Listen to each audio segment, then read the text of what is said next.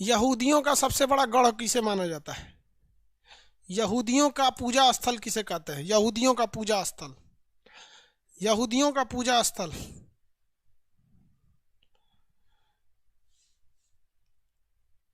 Israel है, ठीक है। यहूदियों का पूजा स्थल को क्या कहते हैं? सिनेगाग, वेरी गुड, सिनेगाग कहते हैं। और सबसे पुराना सिनेगाग का नाम बता सकते हैं?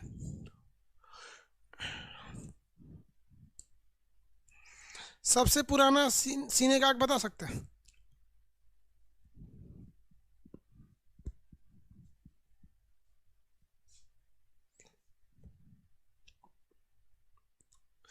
सबसे पुराना सिनेगाग वेलिंग वाल, वेरी गुड। वेलिंग वाल कहाँ पे है? वेलिंग वाल कहाँ पे है?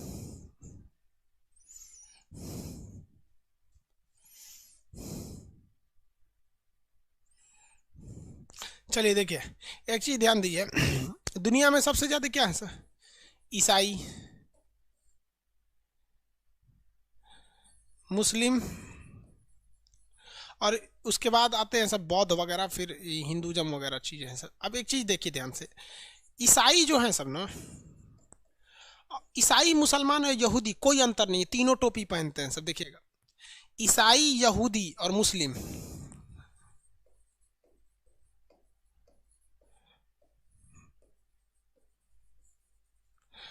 ईसाई, यहूदी और मुस्लिम तीनों टोपी पहनते हैं सब, तीनों अपनी लाश को दफनाते हैं सब, तीनों गॉड से दुआ मांगते हैं सब, तीनों कुछ मतलब तीनों का कपड़ा देखेंगे ना तो लगभग लगभग एक जैसा रहेगा, सब कुर्ते पजामा टाइप का पहनता है सब। फादर को भी देखिएगा ना, फादर को, और जो अरब में रहता है थोड़ा का ही डिफरेंस रहेगा, डिजाइनिंग का डिफरेंस रहेगा, बट ओवरऑल कंसेप्ट वही है कि भैया पूरा शरीर ढकना है।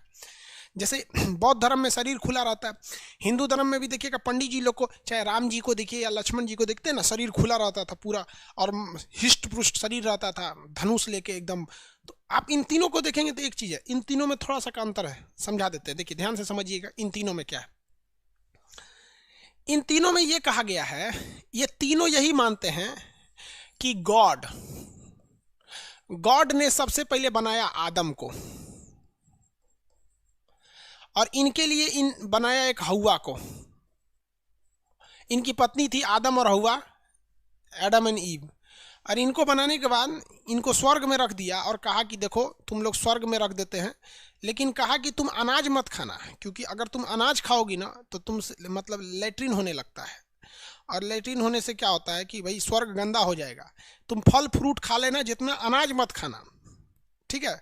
लेकिन ये लोग माने नहीं, ये हवा जो थी ना, ये शैतान के बहकावे में चली आई और अनाज खा ली, और न तो एकरो खिया दी आदम को, तो भगवान लात मार के भगा दिए इनसे, भाग यहाँ से, भगा दिए नीचे।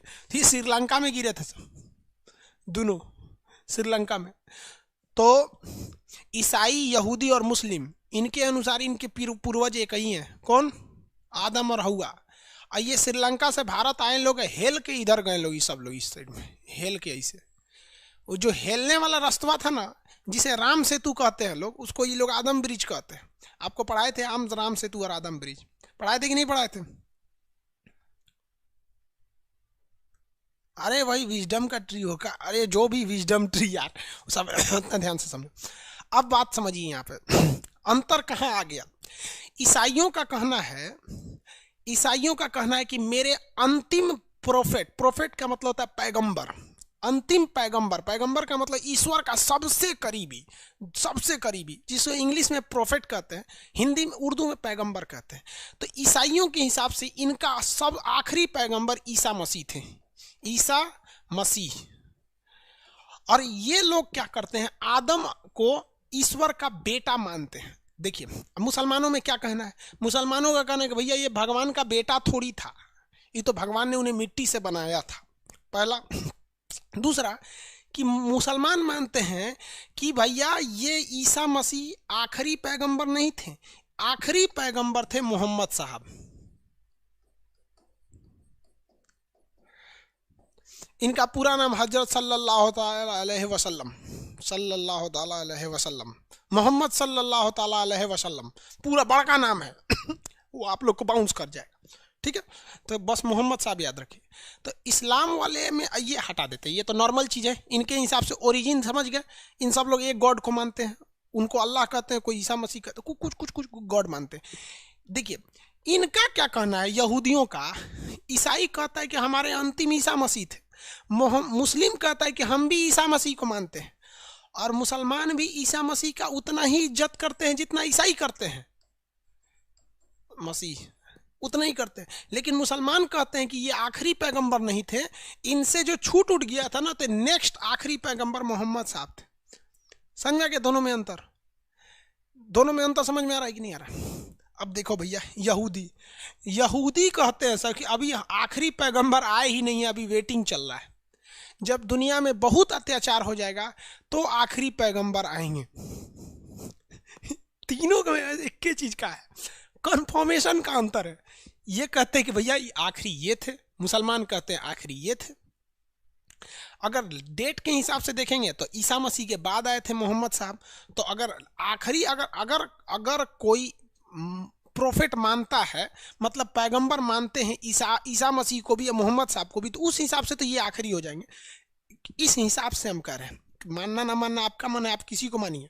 समझ में आ गया? और इनका क्या है कि भैया हम वेटिंग में चल रहे हैं। तीनों में अंतर समझ में आ गया?